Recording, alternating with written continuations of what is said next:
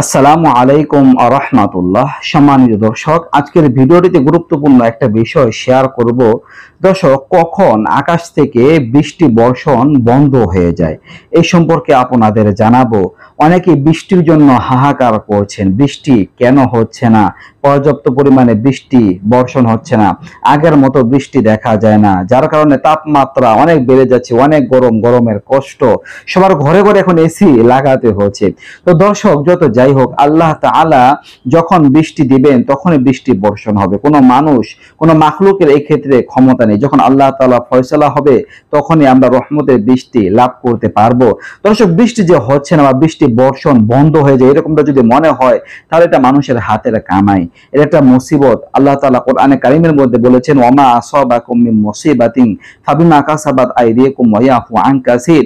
তোমাদের যে সমস্ত মুসিবত আঁকড়ে ধরে, যে সমস্ত মুসিবত গ্রস্ত তোমরা হও, এগুলো তোমাদের হাতের কৃতকর্মের কারণেই হয়। আসলে আল্লাহ তাআলা প্রকৃতপক্ষে অনেক তোমাদের কৃতকর্ম বা গুনাহ অন্যায় ক্ষমা করে দেন। তো দর্শক, বুঝতেই পারলে আমাদের নিজেদের অপরাধ বা নিজেদের হাতের কামের কারণে আমাদের উপর মুসিবত চেপে বসে। তো দর্শক, একটা হাদিস আপনাদের সাথে শেয়ার করব, তাহলে বুঝতে পারবেন বৃষ্টি বর্ষণ কেন বন্ধ হয়ে যায়। তো হাদিসটা হযরত আব্দুল্লাহ ইবনে ওমর রাদিয়াল্লাহু আনহু বর্ণনা করেন। সহিহ হাদিস। আব্দুল্লাহ ইবনে ওমর রাদিয়াল্লাহু আনহু তিনি বলেন যে একদা রাসূল সাল্লাল্লাহু আলাইহি সাল্লাম তিনি আমাদের মাঝে এসে উপস্থিত হলেন আর আমাদেরকে বলতেছেন যে অচিরেই তোমরা 5টা বিষয়ের পরীক্ষার সম্মুখীন হবে, তবে তোমরা যেন এই 5টা বিষয়ের পরীক্ষার সম্মুখীন না হও, আল্লাহ তাআলার কাছে প্রার্থনা করছি। তো 5টা বিষয় কি? আল্লাহ নবী বলতেছেন যে 1 নম্বরে, যে যখন কোন জাতির মধ্যে অশ্লীলতা ছড়িয়ে পড়বে, অন্যায় অপরাধ ছড়িয়ে পড়বে, তখন ওই জাতির মধ্যে মহামারী আকারে প্লেগ রোগ দেখা দিবে বা এমন রোগ দেখা দিবে যা ইতিপূর্বে ওই জাতি কখনো দেখে নাই, তার নামও শোনে না, এমন এমন রোগ জাতির মধ্যে দেখা দিবে। 2 নম্বরে, যখন কোন জাতি মাপের ক্ষেত্রে, পরিমাপে, পণ্যদ্রব্য পরিমাপের ক্ষেত্রে কম বেশি করবে, কারচুপি করবে, তখন ওই জাতির মধ্যে দুর্ভিক্ষ দেখা দিবে, অভাব অনটন দেখা দিবে, বিপদ আপদ দেখা দিবে। তো ব্যবসায়ীদের সতর্ক হওয়া উচিত যেন আমরা পণ্যদ্রব্য মাপার ক্ষেত্রে, বেচা কেনার ক্ষেত্রে কম বেশি না করি। 3 নম্বরে হচ্ছে যে যখন কোন জাতি যাকাত আদায় করবে না, যাকাত আদায় বন্ধ করে দিবে, তখন আল্লাহ তাআলা আকাশ থেকে বৃষ্টি বর্ষণও বন্ধ করে দিবেন। তো বোঝা যায় বৃষ্টি বর্ষণের সম্পর্ক যাকাত আদায়ের সম্পর্কের সাথে। যাকাত আদায় না করলে বৃষ্টি বর্ষণ হবে না। এমনকি হাদিসের মধ্যে বলা হয়েছে যে যদি কোনো জন্তু জানোয়ার বা নির্বাক প্রাণী না থাকতো তাহলে আর বৃষ্টি বর্ষণ হতো না। তাহলে বোঝা যায় যে যাকাত আদায় করতে হবে।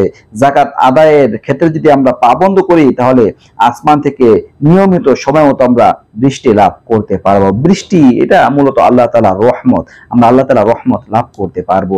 এরপরে বলা হয়েছে দর্শক, আরো হাদিসের মধ্যে 3টা গেল, 4th নাম্বারে যে যখন কোন জাতি আল্লাহ রাসূলের ওয়াদা ভঙ্গ করবে তখন তাদের উপর বিজাতীয়দের শক্তিশালী করে দেওয়া হবে, যারা তাদের মাল, ধন দৌলত, জীবন, ইজ্জত, সম্পদ সবকিছু নিয়ে সর্বহারা করে দিবে। তো বোঝা যায় যে আল্লাহ রাসূলের ওয়াদা রক্ষা করতে হবে। তাদের ওয়াদা রক্ষা মানে এই ভালো কাজ করা, তাদের হুকুম আহকাম মেনে চলা, ইসলামকে আঁকড়ে ধরা।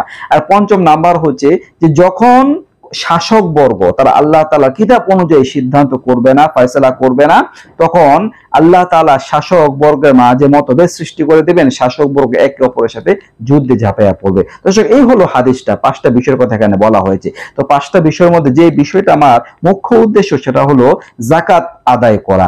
যাকাত আদায় করলে বৃষ্টি বর্ষণ হবে। যাকাত আদায় যদি জাতি না করে, কোনো জাতি যদি যাকাত আদায়ের থেকে নিরুৎসাহিত হয় বা যাকাত আদায়ের ব্যাপারে যদি গাফলতি করে, তখন তাদের প্রতি বৃষ্টির ফয়সালা আল্লাহ তাআলা করবেন না। তো আল্লাহ তাআলা আমাদের সবাইকে এমন এমন কাজ করা তৌফিক দান করুন যে কাজগুলো করার দ্বারা তার রহমতের ভাগী হব, এমন এমন কাজ থেকে বিরত থাকার তৌফিক দান করুন যেগুলো দ্বারা তার অসন্তুষ্টির ভাগী হব। আল্লাহ আমাদের সবাইকে তৌফিক দান করে। এই যে গুরুত্বপূর্ণ বিষয়টি নিয়ে আলোচনা, আশা করি বুঝতে পারছেন। কেমন লাগলো ভিডিওটা অবশ্যই কমেন্ট করে লিখে জানাবেন।